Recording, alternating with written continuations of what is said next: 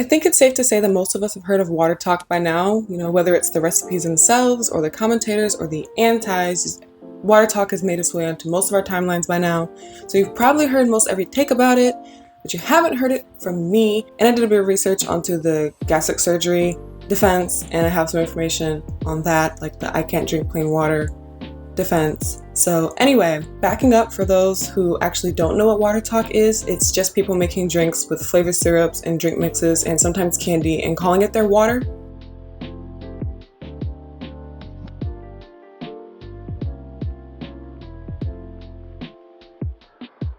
And that's the part that gets everyone, like, why are we calling it water?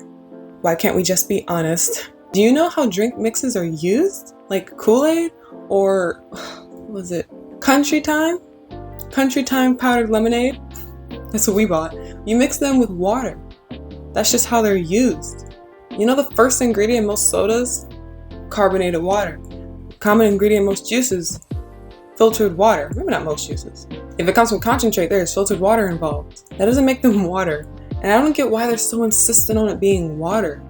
Like, my beverage, my drink, this is how I get my hydration. Those are accurate.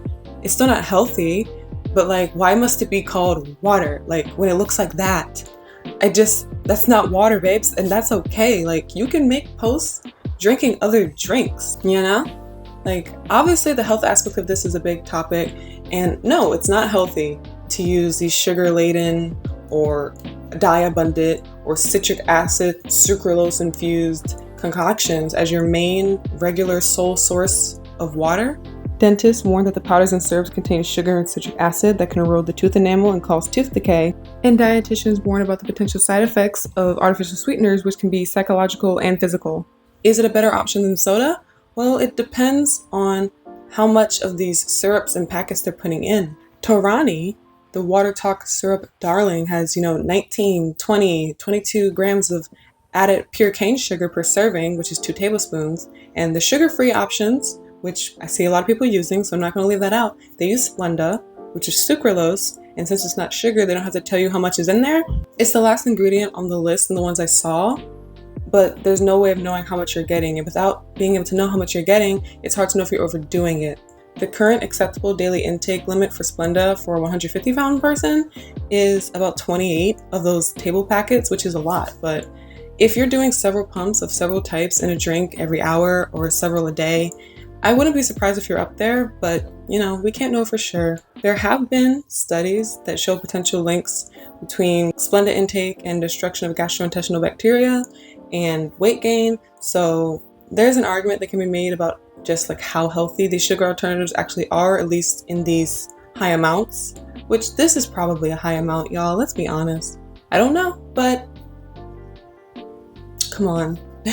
Okay, let's talk about the gastro surgeries. Another argument made is that people who've gotten gastrointestinal surgeries like gastric sleeve or bariatric surgery, they have a hard time drinking water. Some of these people are saying plain water. Looking into this, it seems that this is a very common side effect of the surgery, water nausea, in which drinking water can lead to pain and vomiting. Some say it's linked to just the stomach being smaller, also from swelling, from getting the surgery, and just from the stress that puts on the body. The stomach being smaller makes a lot of sense. You fill up faster from water, from food. Drinking a lot of water can cause pain and nausea in people without these surgeries, especially on an empty stomach. And if you're full from water, then you're not eating. Or if you're full from food, you want to drink, that can cause pain. That can happen to people without these surgeries. So it's understandably an issue for people who have had them. And hydration is very important after these weight loss surgeries. Apparently, that's one of the main reasons for readmission into the hospital after these types of surgeries, dehydration. So some tips to help with that I saw are sipping it instead of downing a lot at one time, spacing out where you drink it throughout the day, which is actually advice I see for just normal people anyway,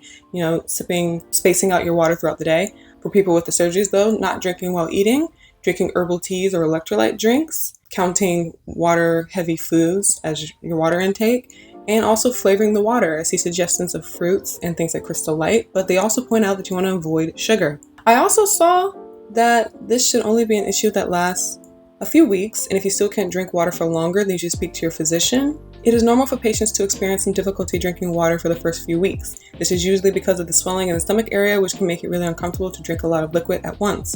However, this website, oh no, They should hire me to edit. Okay, however, you shouldn't feel like this for too long as the swelling goes down. If you find that you're still struggling to drink water after a few weeks, then you need to speak to your physician. It's almost as if this is just something that happens as the effect of the surgery, not something that just happened, that's just like the case forever. I also didn't find anything that implied that it's the water being plain that's the problem.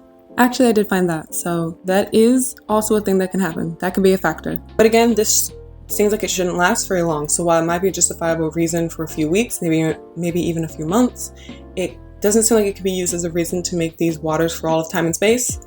Also, I watched Michelle McDaniel make her waters, her original water recipe, and yeah, her and her boyfriend both saying that they're so sweet. Okay, now I'm getting a little bit more sweetness. I think I was like near an ice cube area. If you go deeper down there, it's rather sweet. Very pretty, but not pretty enough to get diabetes. 1 minute, 37 seconds later. I know why this is so popular. It's really good. It's super sugary. And I could see that being a reason why people like it, especially if you're coming off food addictions or sugar addictions. Like, obviously you'll want to do that, but that can be good psychologically for being able to drink foods without added sugar, be able to drink foods, drink drinks or eat foods without a lot of sugar. I'm not a psychologist. I'm not a health person. I'm just a person who likes psychology. I like to read and research things, and I have a sugar problem. Look, I have a really bad sugar problem. I'm fortunate that I've been able to pretty much entirely steer off of fruit juices. My mom never really bought soda growing up, so I'm kind of used to just not drinking soda really. I can drink plain water. It's fine to me, but I can see for a lot of people it's not a fun flavor. I'm sure most of us as kids did not like drinking water unless we were just running around a whole bunch or something, and then water tasted good. But so I could see, wanting to put something in your water to help you drink it because water tastes like nothing or tastes like awful. Those are like the only options. Psychologically, especially if you have a sugar addiction, this can't be great. And then it looks like that. So it's appealing to the eye with its vibrant colors and it looking like sugary drinks we know. It's appealing to the palate because it's just sweet, but it's not great to essentially be addicted to that flavor. And I think that's just what a lot of people are talking about when it comes to like water, which is something it's the most pure, straight, obvious thing you can like think of as far as like health. And then you're taking it and you put the Country Time lemonade, the Nerds packet in there. Yeah, it's not water. I just thirsty talking about the same water 18 million times. Now, drinking plain water may not always be the best way to hydrate. However, your body needs the electrolytes and everything to actually absorb the water and be hydrated. So things like drinking before, during, after meals helps the body absorb it. Putting fruits in the water to get those, those electrolytes, those vitamins, whatever, all of that. Something like adding a little bit of salt or maybe a little bit of sugar to your water can be an idea, but you have to be careful because excess salt and sugar aren't good for you. And that brings us back to WaterTok, where they're adding sugar or sucralose and also dye. It's a lot of dye.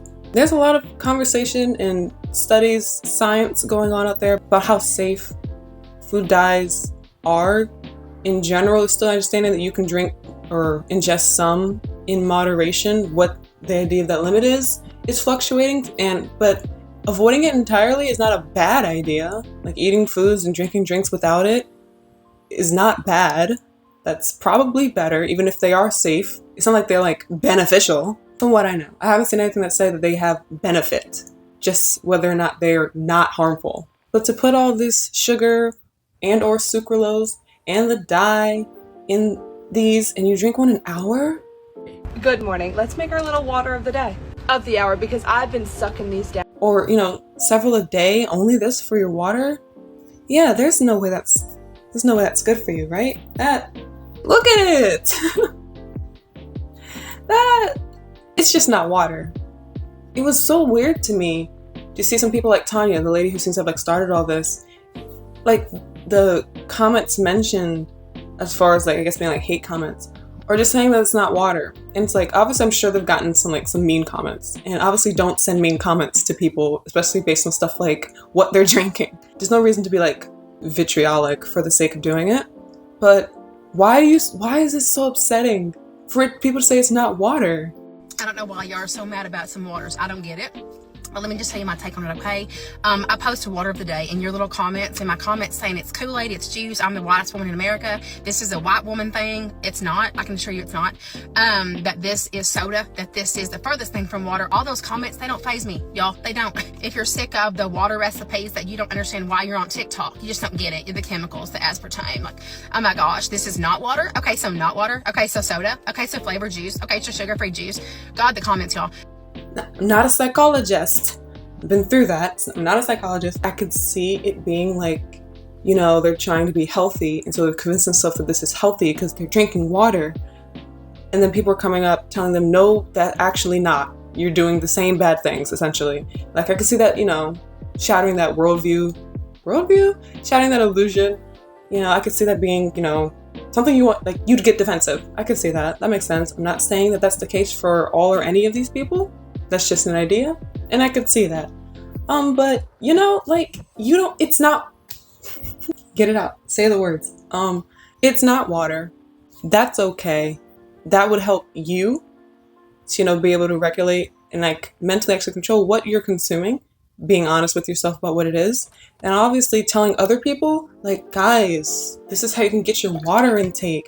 And then it's that's bad advice. That's just bad advice. So, I mean, shoot, lemonade's water then. Kool-Aid is water. Actually, Tarani, the first ingredient of the sugar-free ones and the second ingredient of the regular ones is water. Guys, you can just drink the syrup. It's water. I'm gonna make a milk to get my daily milk intake, and I'm gonna just, like, you know, sugar-free strawberry syrup, some sugar-free ice cream for flavor. If you like a little more sweet, put some sugar-free flippin' Oreos. Mix it up. It's my milk.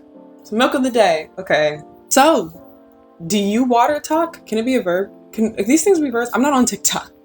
Do you WaterTok? Hello, fellow kids. WaterTok? Yeah, I like the names. I just like how they take, like, noun and then add talk. I don't know. So that's all for me for now. Thanks for watching.